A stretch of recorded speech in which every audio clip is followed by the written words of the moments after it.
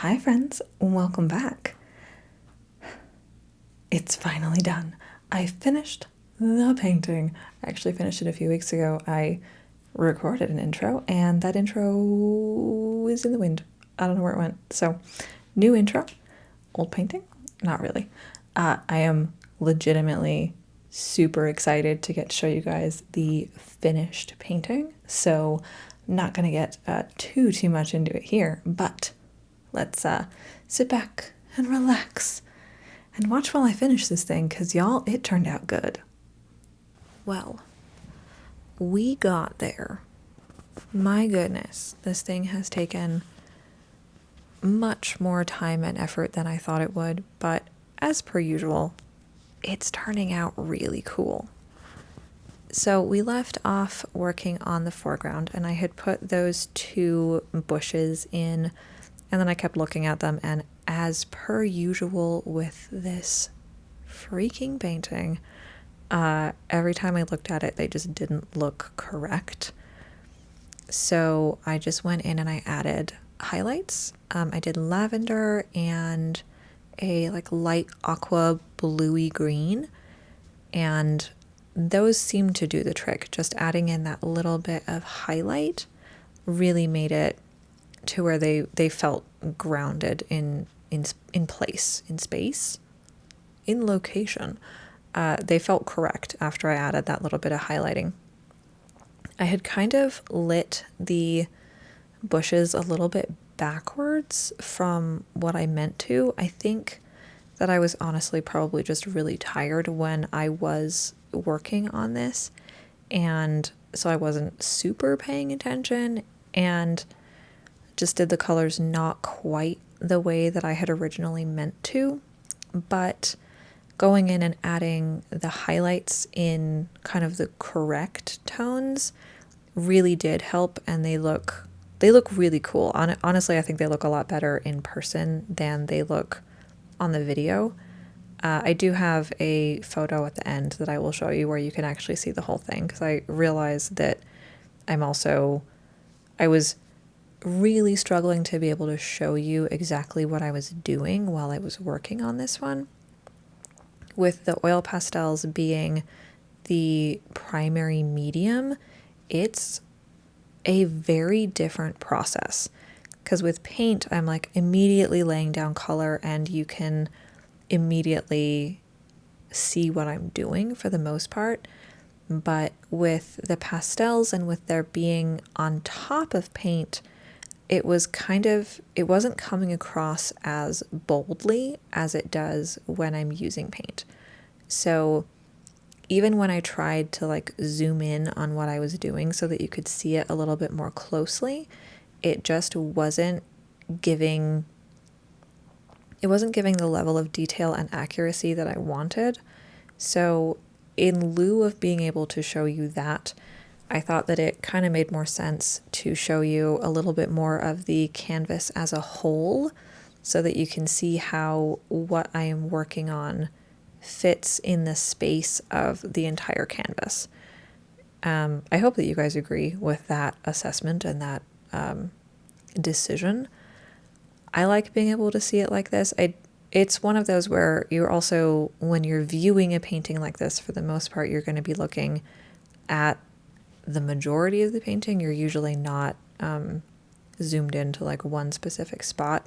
So I do think that it makes sense to be able to see more of the painting while we're working on sections. I will see if I can figure out how to get better angles when I am doing oil pastels, because it is a really fun process.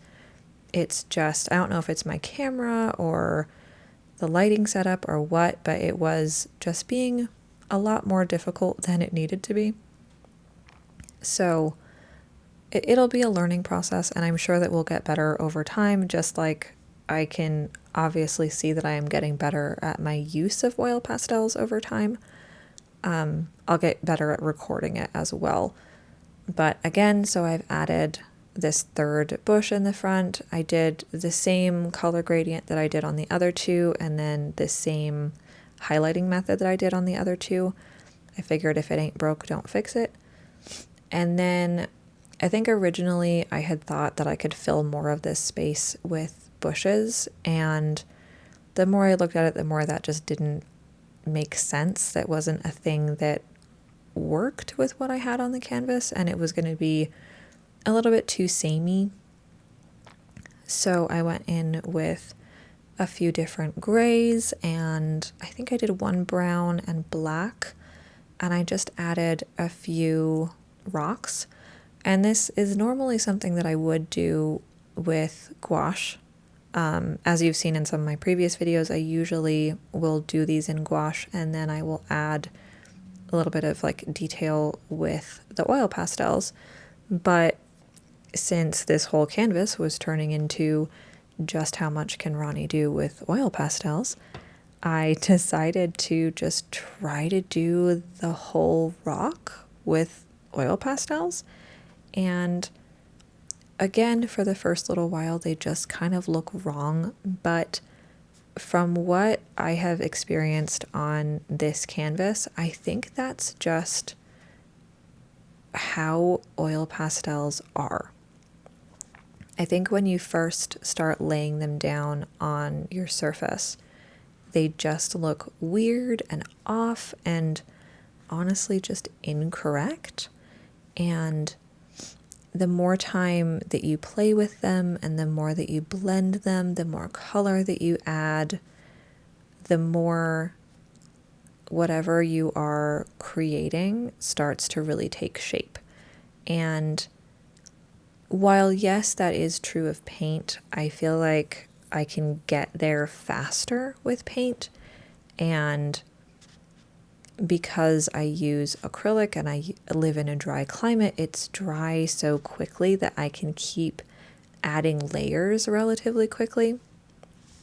Where oil pastel, from what I've experienced on this canvas, there are only really so many layers you can do before the oil pastels will really start blending into each other, and they can affect each other a little bit, but it's not like with paint where I can put a little bit of white on top of anything and that white will stand out the brightest, because you have to blend the pastel in at least a little bit.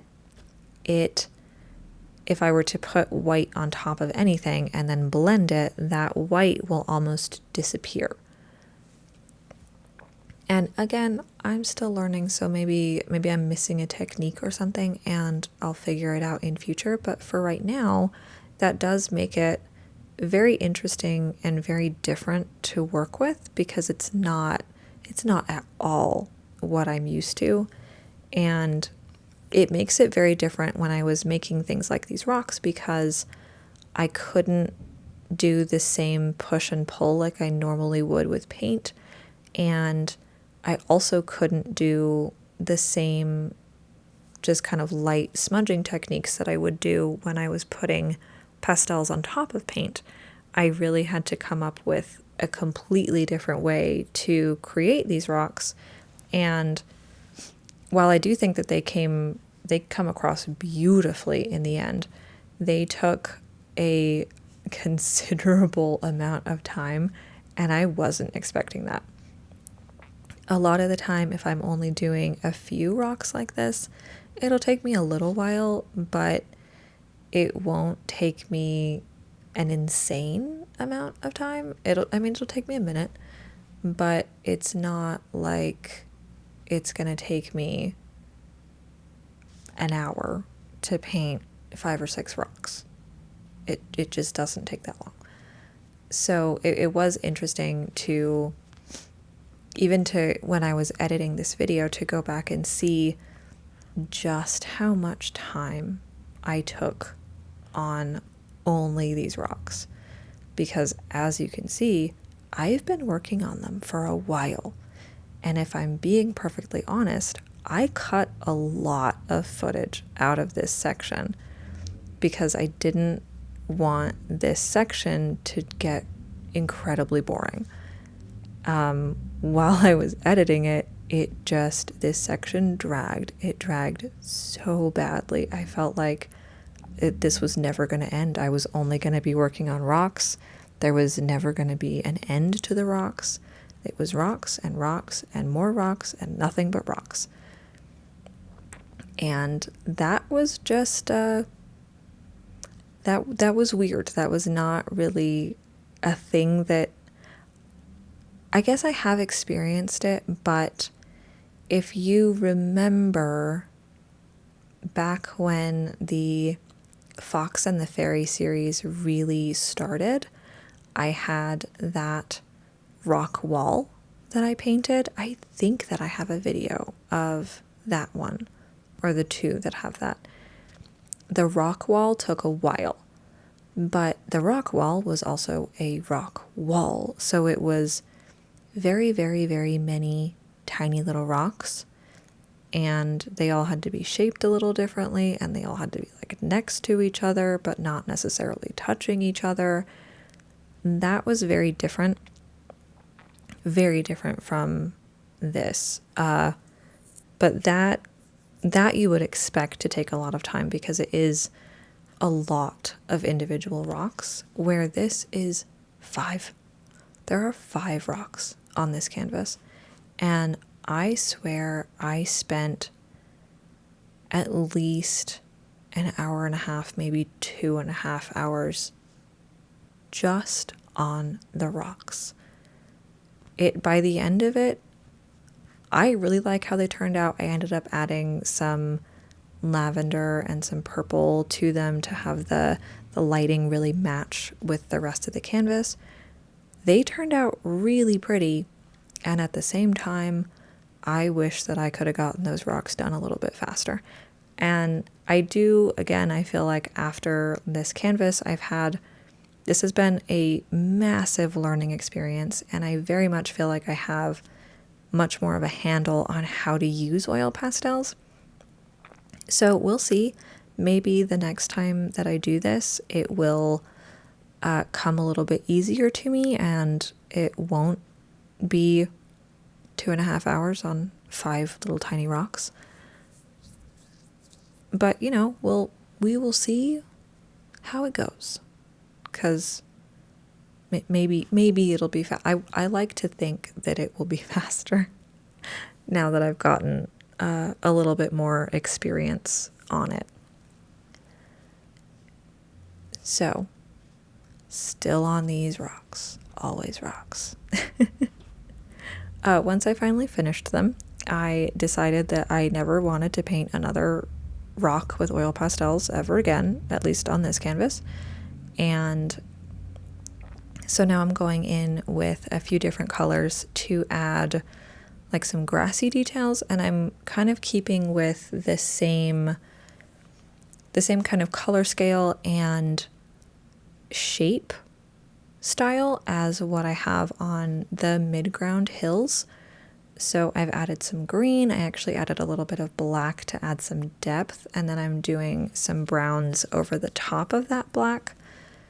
And then I'll be adding some purples and a little bit of blue just to add the same lighting basically as is on the rest of the canvas. But I wanted to make sure that this section sticks pretty much horizontal. So the midground, there's a lot of movement. There's a lot of kind of wavy lines to show that there is some distance. There's a lot of visible shadow. There are more like rolling hills style. And this section that's in the front, this is close enough to the foreground, that close enough to like you as the viewer, that it wouldn't be as wavy to your eye. It would be a little more horizontal, maybe with like a little bit of a scoop, so that you can tell that it is a hill, but it's not a rolling hill because you're on it, if that makes sense. Like when you're standing on a rolling hill, you don't perceive the hill that you are standing on as being part of the roll necessarily. So I was trying to set this up in such a way that it would make visual sense, but still match the lighting and the tone and the coloration of the rest of the canvas. So I have added a million different colors of oil pastel, and we are back to the blending stump. Always, always the blending stump. I have become great friends with these blending stumps at this point. I have a little sanding block that I use to take the edges off when they become a little too saturated with the pastels. Those things come in very handy. I know I've talked about this before, but there are artists who really don't like the blending stumps. They feel like they can get this same texture and the blend of oil pastels with just using their fingers. But with having cubital tunnel and trying to preserve my hands as best I can, that blending stump really helps. It makes it a lot easier to blend. And it's possible that there are brands of oil pastel that are a little bit softer than what I currently have. So that'll be a thing that I explore as I get more into this. But I didn't want to spend an insane amount of money on a thing that I didn't know if I was going to love. So, and not that I actually bought myself these oil pastels either, they were a Christmas gift, but I also didn't want to ask anybody to splurge on a medium that I didn't know if I was going to love. So, I have the Caran d'Ache oil pastels, and I do really like them. There's a great array of colors. I have really enjoyed them. They do blend really nicely. Obviously, I think they blend better if you use a blending stump, but it's kind of neither here nor there. You can really blend them however you want to. So at this point, I finally switch to gouache. And it's also at this point that you really, really cannot see what I'm doing. So I did also end up cutting a lot of this footage just because you couldn't see what I was doing at all. It wasn't worth keeping because you couldn't see what I was doing. So I am adding a little fox, as I always do. But I went with just a regular red fox. He is in molt, so he's mostly gray with a little bit of that orange peeking through, and he's all curled up in a little ball beside the rocks. The interesting thing that I came across while I was doing this was that I couldn't actually do a sketch like I normally would because it's on oil pastel. So if I tried to do a sketch, the pencil would just take off the pastel. So I really had to trust myself while I was doing this and trust that I could actually paint a fox without having a sketch, which I have only really done that a couple of times. The majority of the time I do put a sketch if I'm drawing any kind of animal. I do recommend doing a sketch if you're drawing an animal. It's so easy to get the proportions wrong without a sketch. So this was a challenge. It did take quite a while again, but just mainly because I didn't have a sketch. So then once he was done, I decided to mix up some paints that kind of matched the colors of the oil pastels that I had down, and I'm just adding some little blades of grass here and there. Because again, now that we are in the foreground, I want there to be a little bit more detail, so the oil pastels are super blended and super soft, but just adding that little bit of paint as the final touch, just that little touch of something sharp and defined and pointed, also really makes the fox kind of grounded a little bit more in place, because while I did paint him very loosely, because again, no sketch, just having the blades of grass, it makes him fit better. And we are so close to the end, you guys. We are almost there. So honestly, at this point, I'm just going to say thank you for sticking with me through this kind of crazy canvas. And I hope that you love it just as much as I do, because this one was a lot of fun. And here she is, the final painting and the final fox. Thank you guys so much for watching, and I will see you in a couple weeks with the latest vlog. Bye! Don't forget to like, comment, and subscribe for more chill videos with art.